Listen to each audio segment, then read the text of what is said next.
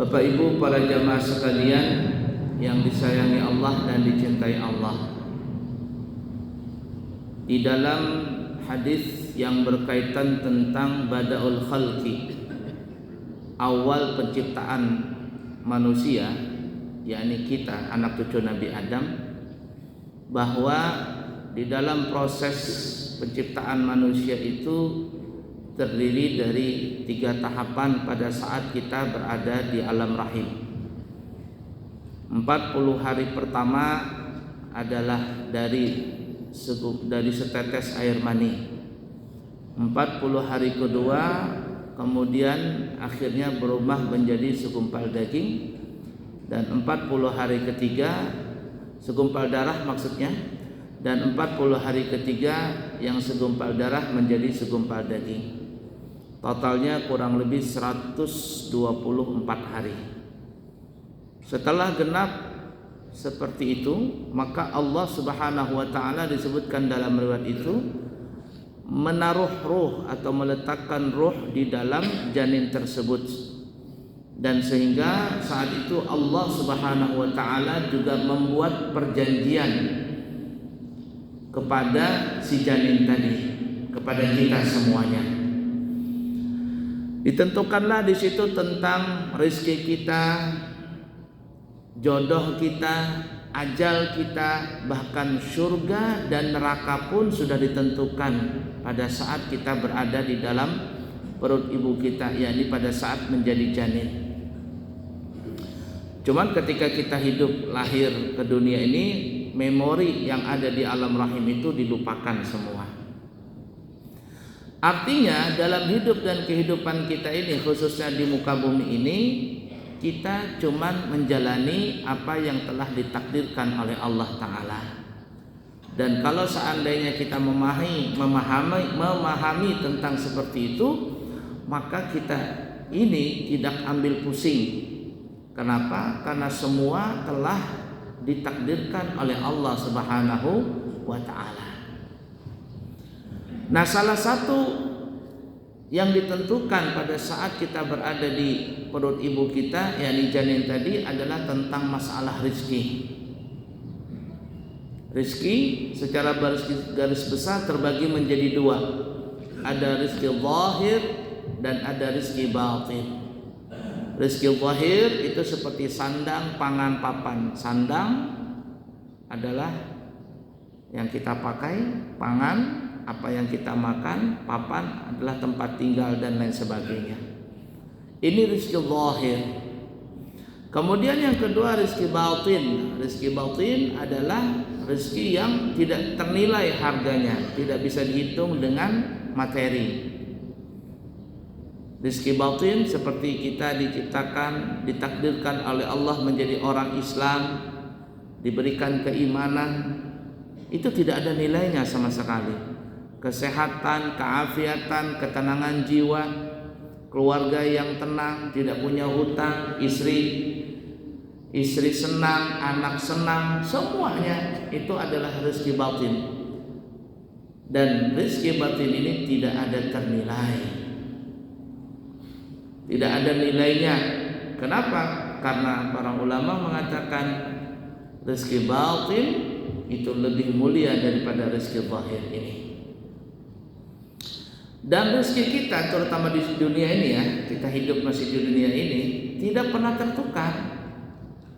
Tidak pernah tertukar. Kalau memang itu punya kita, yang Allah berikan kepada kita, atau yang Allah titipkan kepada kita ketika hidup di dunia ini, bagaimanapun orang lain untuk mencegahnya, kalau memang punya kita, kalau memang itu titipan dari Allah buat kita, pasti sampai dengan kita, pasti sampai kepada kita. Dan apabila punya sesuatu itu bukan milik kita, walaupun ibarat kata sudah di tangan, walaupun ibarat kata sudah di kantong, bahkan walaupun sudah di mulut, biar orang Banjar teluak jua dari mulut tadi, bahkan yang sudah masuk dalam perut pun tak keluar lagi alias muntah. Kenapa? Karena takdirnya rezekinya sampai di situ saja. Dan tidaklah seseorang mati di dunia ini kecuali rezekinya sudah habis. Rezeki di dunia ini ya, rezeki kontrak di dunia sudah habis. Jadi kalau ada orang meninggal, kenapa meninggal dunia sidin? Garing. Kenapa meninggal dunia? Naudzubillah min dzalik, nasallallahu afiyah. Tabrakan lah, inilah itu. Sebenarnya jawaban yang paling tepat kenapa sidin meninggal? Kontraknya habis sudah.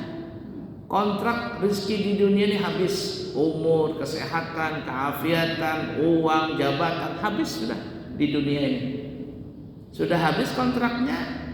Akhirnya tinggal untuk mempertanggungjawabkan di akhirat. Semua tadi Pak kembali atau diberikan kepada ahli waris. Nah, rezeki yang benar-benar punya kita, yang kita bawa sampai ke akhirat nanti, apa yang telah kita persembahkan untuk Allah, kita berikan di jalan Allah, dari zakat, dari harta benda yang kita sumbangkan, pembangunan masjid, pembangunan pesantren. Kita pernah punya investasi, memberikan beasiswa atau bantuan kepada anak-anak yang belajar. Ini harta kita yang hakiki yang kita bawa nanti sampai ke dalam surga. Nah ya, baik, kita kembali. Jadi salah satu, dan ini kita akan bahas dalam kesempatan ini, salah satu yang ditentukan oleh Allah Subhanahu wa taala pada saat kita berada di dalam perut ibu kita adalah tentang masalah rezeki, terutama rezeki di dunia ini. Dan kata ulama, walaupun rezeki itu sudah ditentukan, tapi rezeki yang sampai kepada kita, yang nyamperin kepada kita atau kita yang nyamperin rezeki itu, secara garis besar terbagi menjadi 4 bahagian. Cara dapatnya nih ya, cara kita mendapatkan rezeki itu atau rezeki itu nyamperin kita secara garis besar terbagi menjadi 4 bahagian.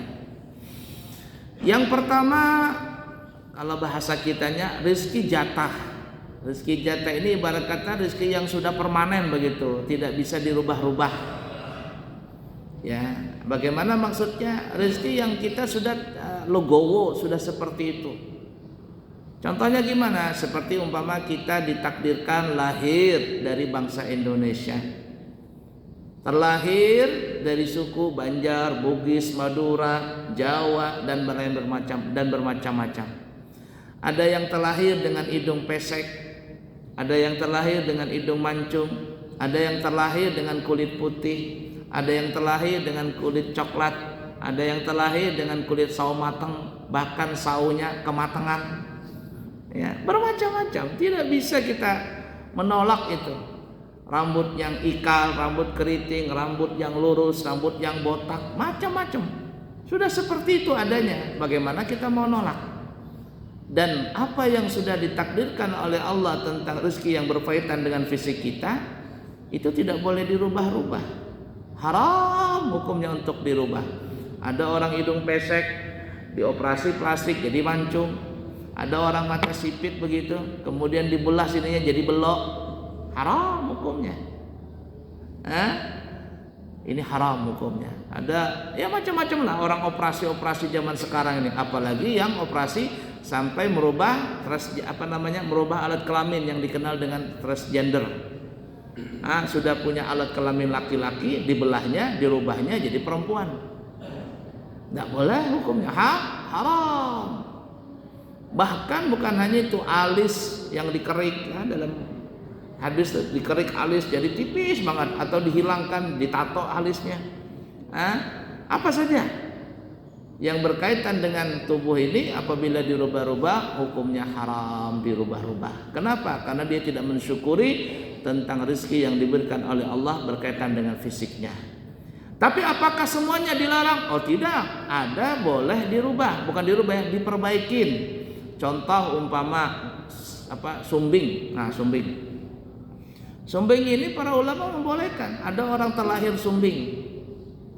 Ada orang datang ke kami, katanya, "Guru, bisakah mentasbihkan anak saya?" Kata saya, boleh. Cuman anak saya sumbing, kata, baru lahir sumbing. Kata saya, enggak ada masalah, itu bisa dioperasi. Istri saya malu tasbih. Kenapa malu? Takdirnya seperti itu, kan bisa dioperasi. Nah, akhirnya waktu saya tasbihkan, saya tahnik. Bukan hanya dia punya ini bolong, bukan hanya punya bibir bolong anak tadi, sampai gusinya bolong. Sampai gusinya, artinya sumbing parah ini. Nah, kemudian kata saya nanti operasi nih, dioperasi, ada operasi. Beberapa bulan kemudian anak ini dibawa bapaknya jalan-jalan. Kata saya, sudah bagus ini. Sumbingnya sudah bagus, tidak ada lagi sumbing, semuanya sudah rapi. Gimana itu ya? Dokter urusannya. Kita nggak ngerti gimana bisa tembel seperti itu. Nah, di sini kata ulama boleh, nggak ada masalah. Kenapa? Karena itu pada umumnya itu bukan sesuatu yang tidak boleh dirubah, boleh. Bukan dirubah tapi diperbaikin. Karena kalau tidak seperti itu kasihan nanti ngomongnya jar orang Banjar beliur liur, tambur-hambur liur, keluar dari lubang bibir nang bolong, pandiran kada benar.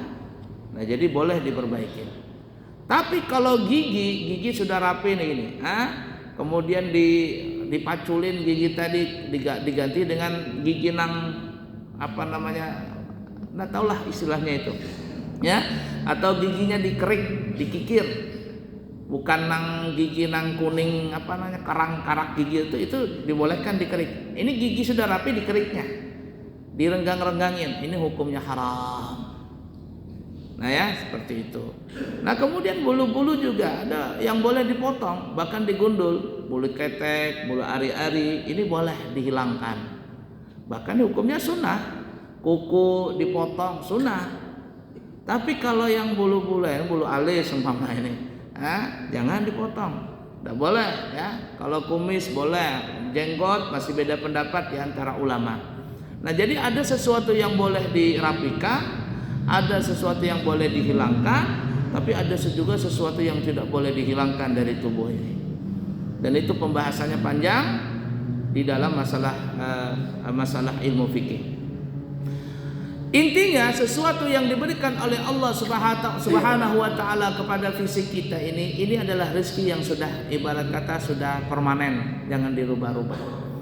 Dan sesuatu yang kita lihat kekurangan, kalau seandainya itu dikelola, maka kekurangan itu menjadi kelebihan. Ada seseorang ditakdirkan lahir dalam keadaan buta. Orang ini lahir dalam keadaan buta. Lalu dia besar begitu, tumbuh besar, dewasa dan sebagainya.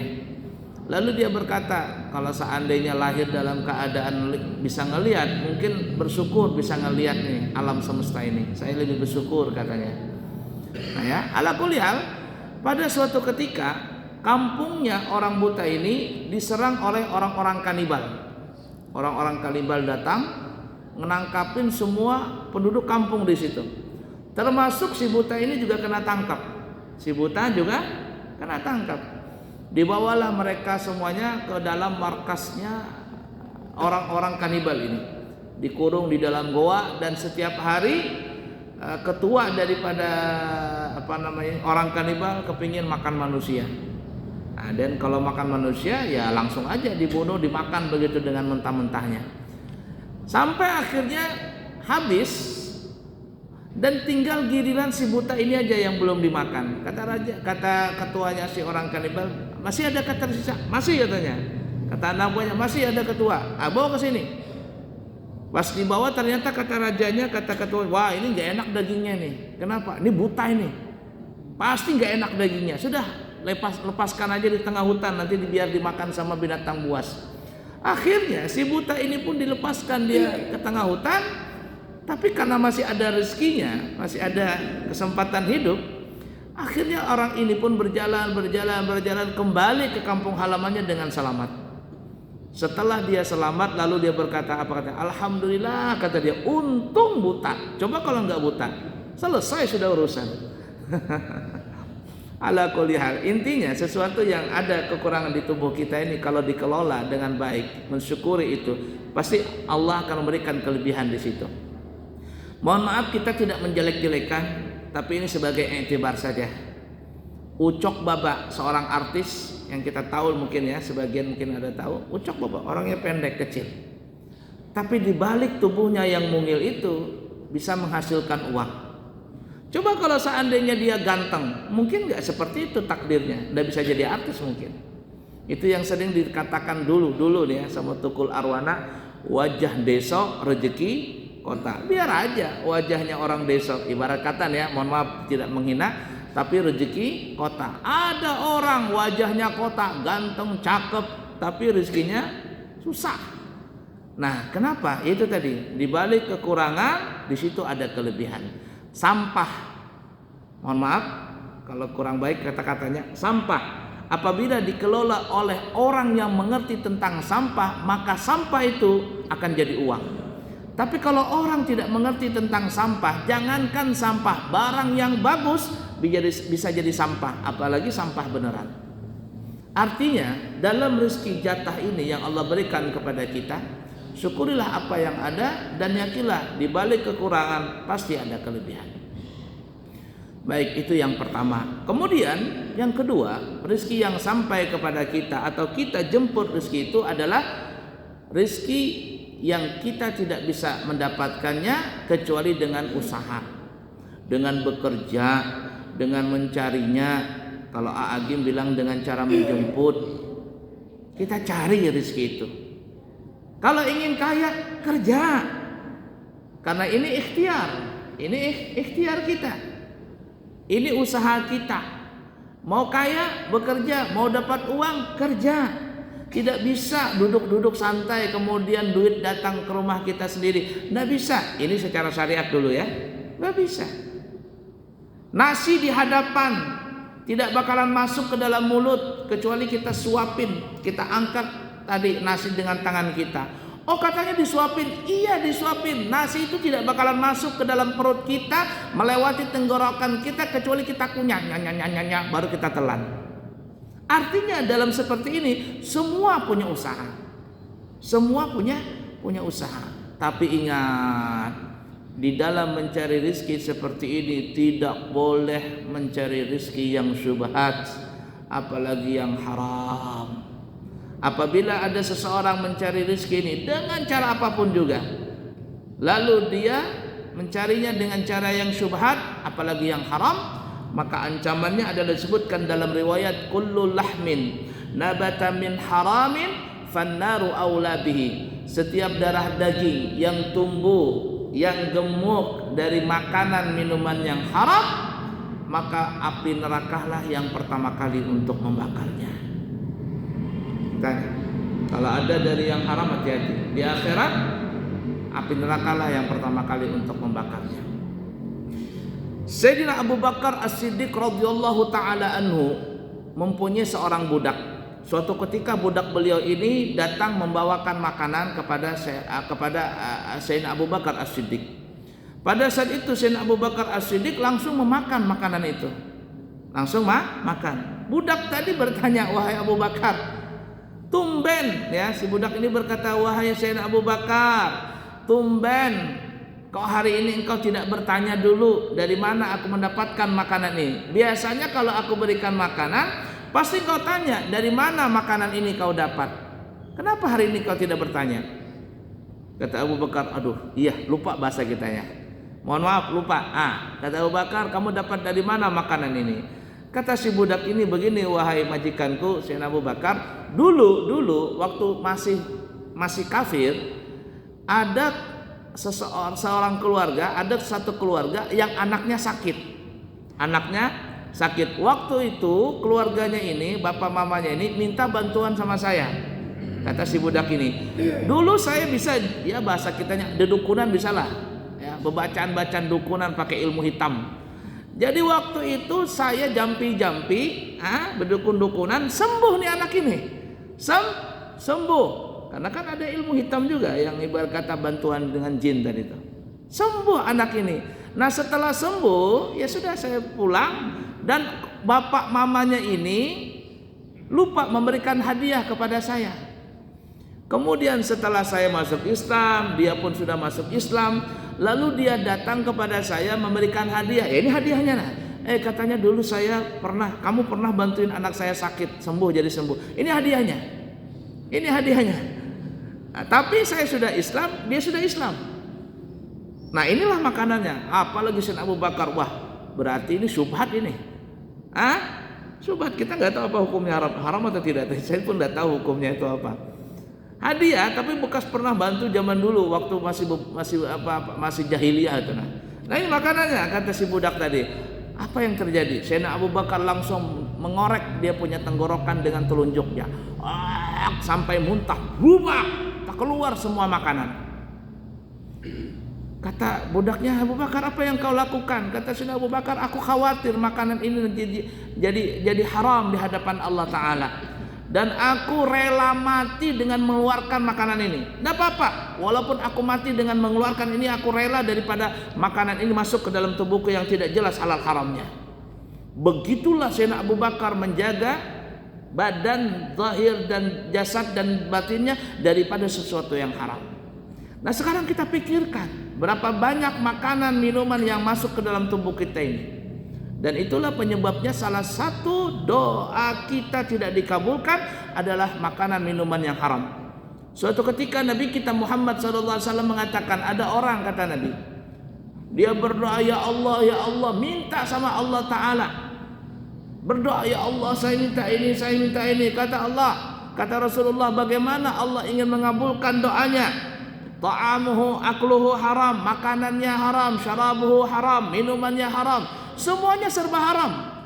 Fa aina yustajabulah, bagaimana doanya kata Rasul mau dikabulkan kalau semuanya yang masuk ke dalam tubuhnya adalah dari makanan minuman yang haram.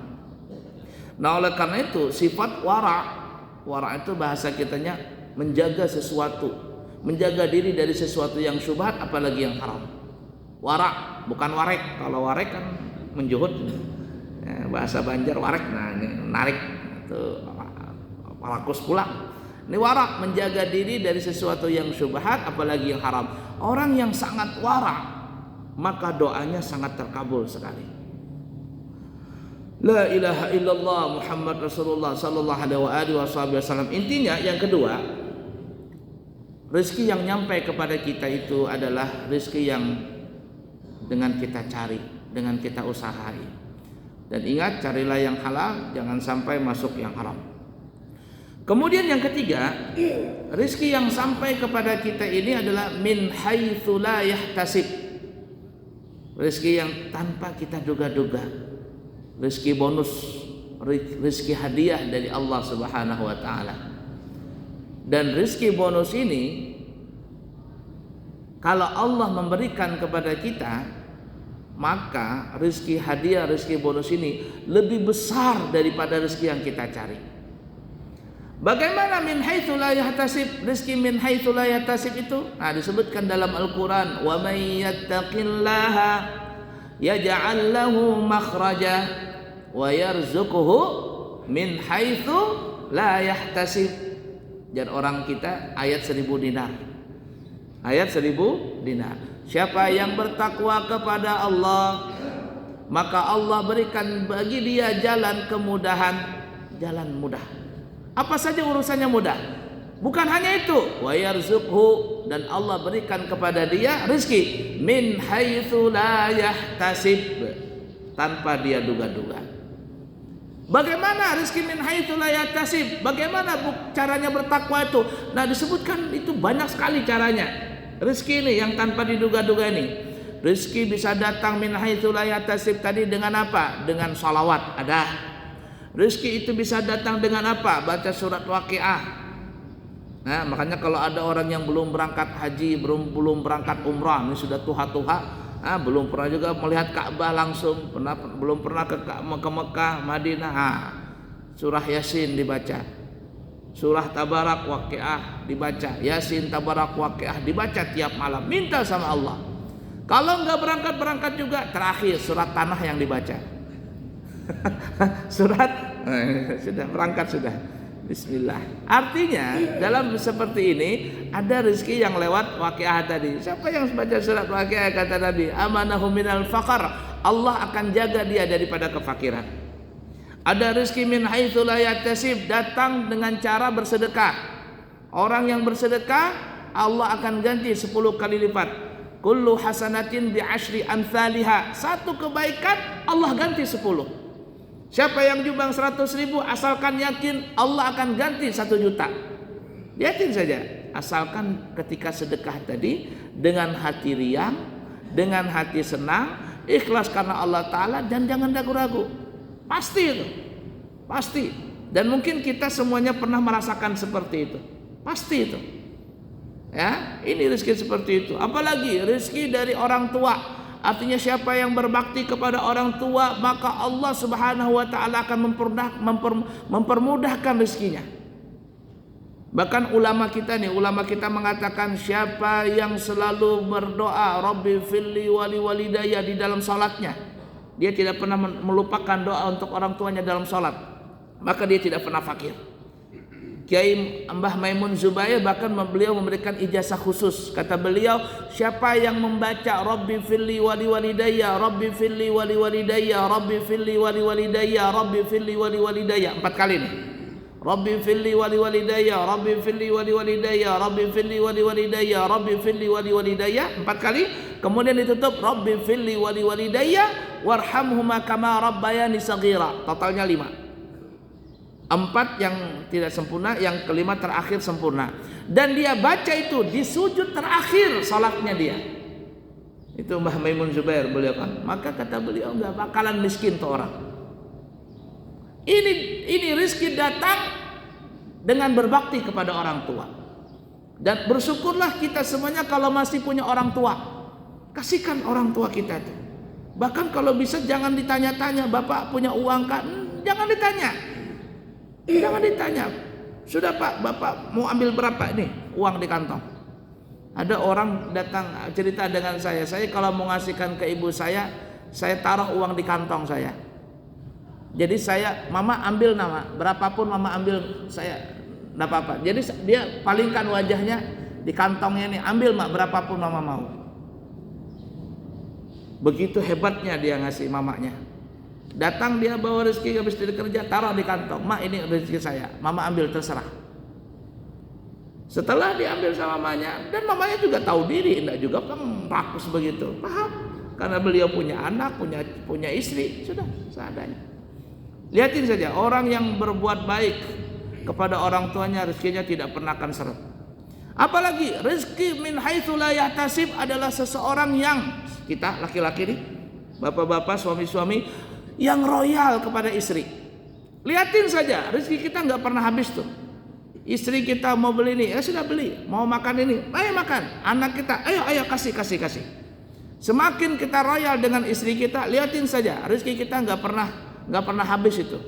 Tapi kalau kita punya istri, lalu kita pelit dengan istri kita, ini ngerokok 3 bungkus sehari. Bisa aja, ini makan iwak karing wadi dimakannya tiap hari di rumah. Jangan salahkan kalau kita susah mencari uang karena kita pelit dengan anak istri kita. Apalagi pokoknya banyak sekali rezeki min haitsu la yahtasib ini, banyak modelnya, banyak caranya, banyak begitu macamnya. Tinggal kita pilih yang mana yang paling mujarab, yang mana paling mujarab. Saya ini duit banyak, saya pakai uang sedekah saya enggak punya uang banyak. Saya punya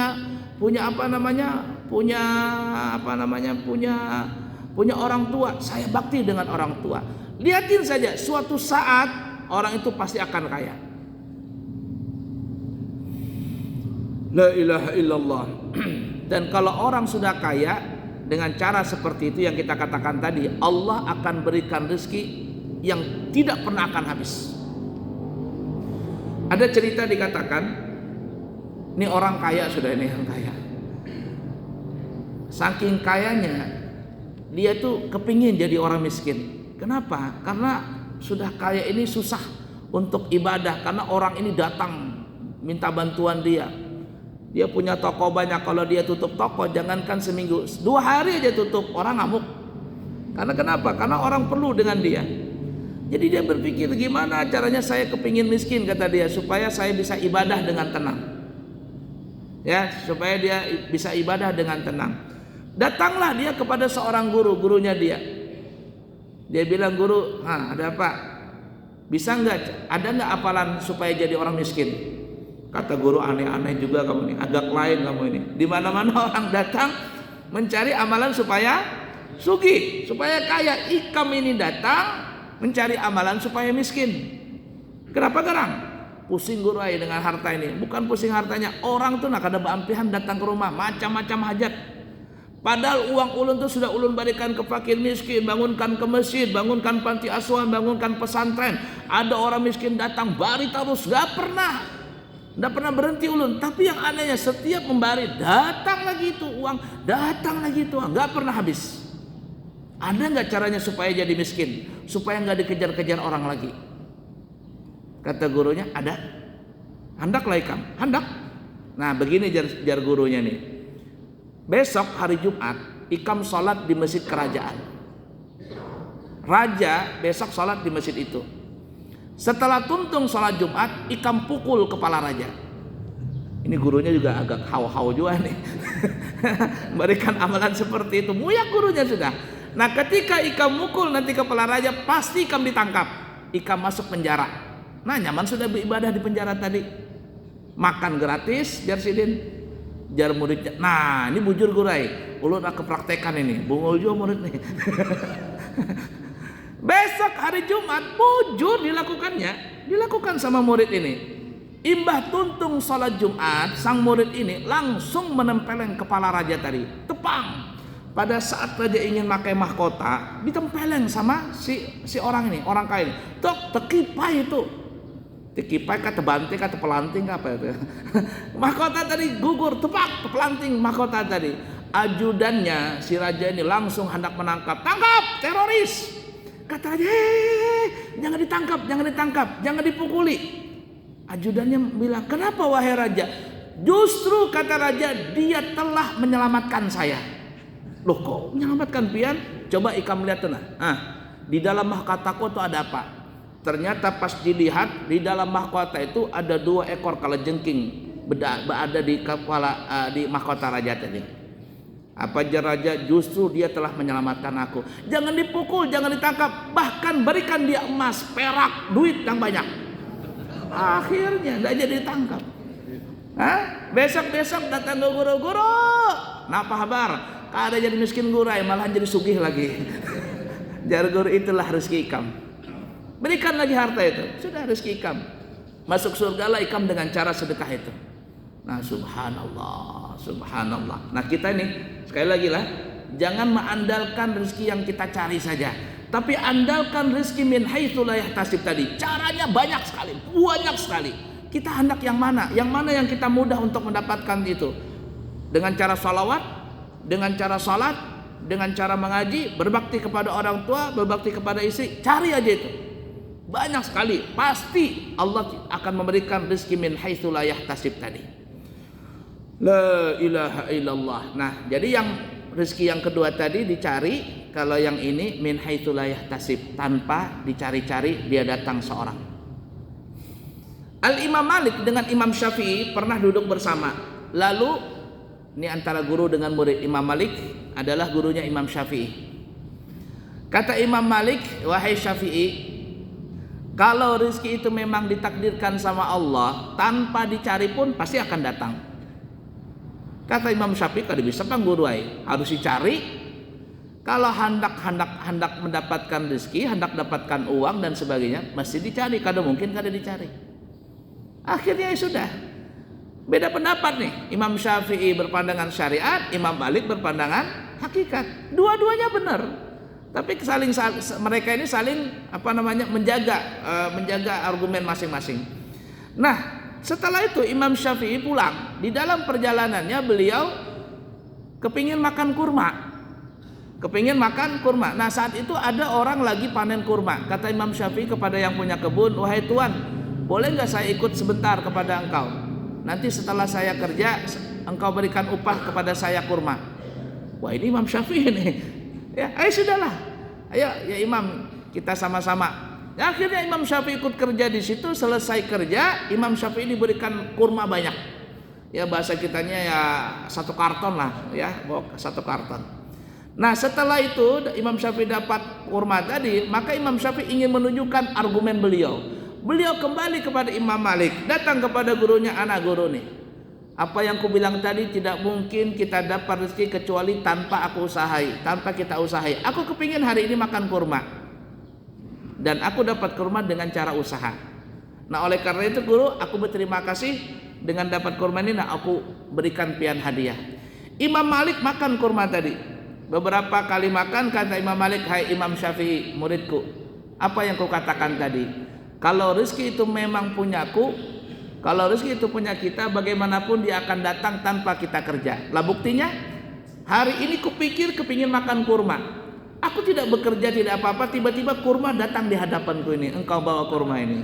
Akhirnya apa yang terjadi? Mereka pun tertawa dengan apa yang terjadi seperti itu. Artinya dua-duanya benar.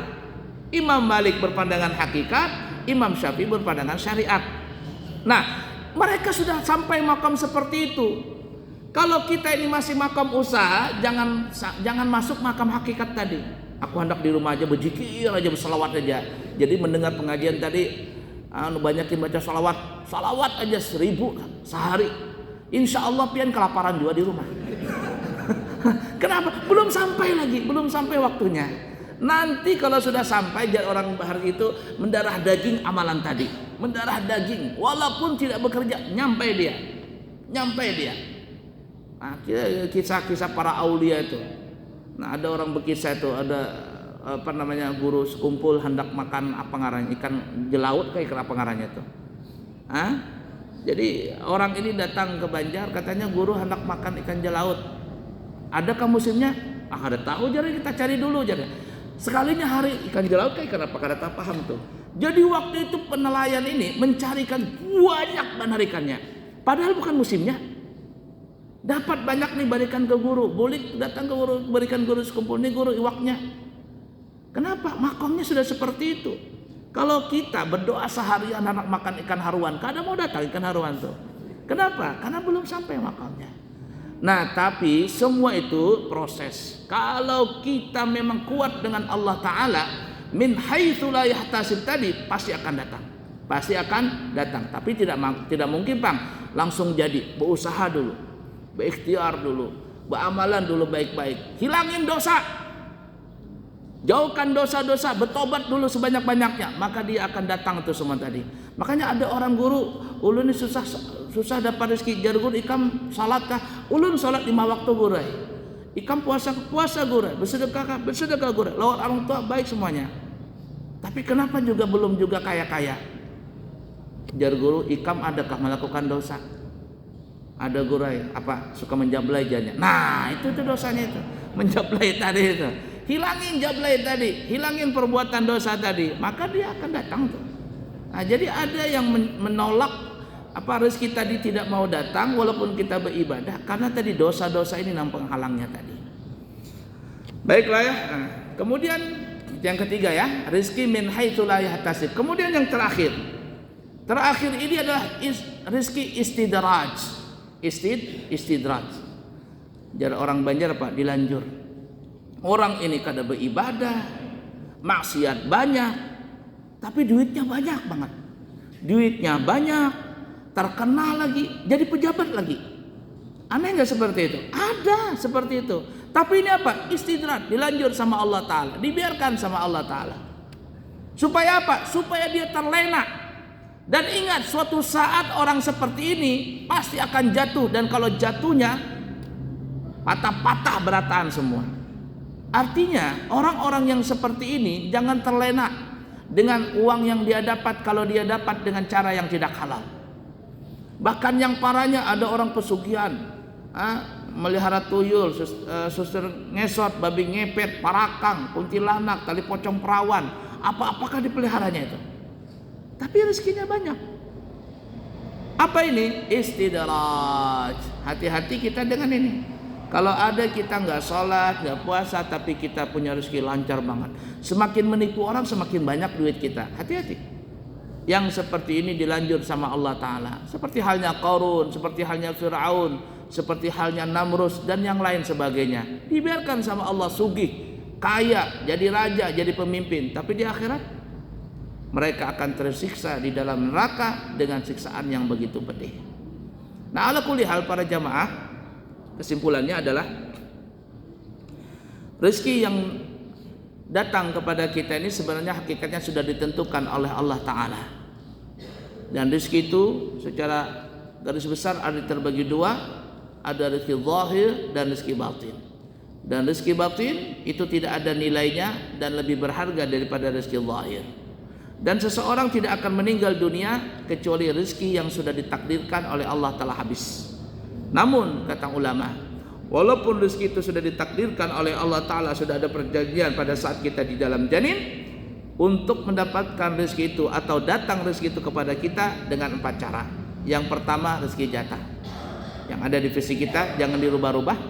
Syukuri apa yang ada, kekuranganmu ada kelebihanmu.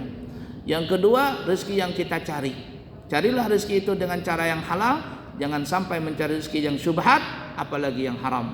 Karena Nabi mewanti-wanti, kullu lahmin nabata min haramin fannaru aula bihi. Setiap darah daging yang tumbuh dari makanan minuman yang haram, api nerakalah yang pertama kali untuk membakarnya.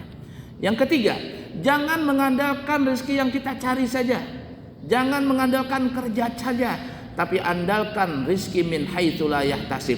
Berbuat baiklah kepada orang tua, berbuat baiklah kepada istri dan anak kita. Rajin-rajinlah bersedekah, rajin-rajinlah untuk salat, beribadah yang lainnya. Tinggalkan maksiat, maka Allah akan memberikan rezeki min haitsu la yahtasib, yang Allah akan berikan lebih besar daripada rezeki yang kita cari.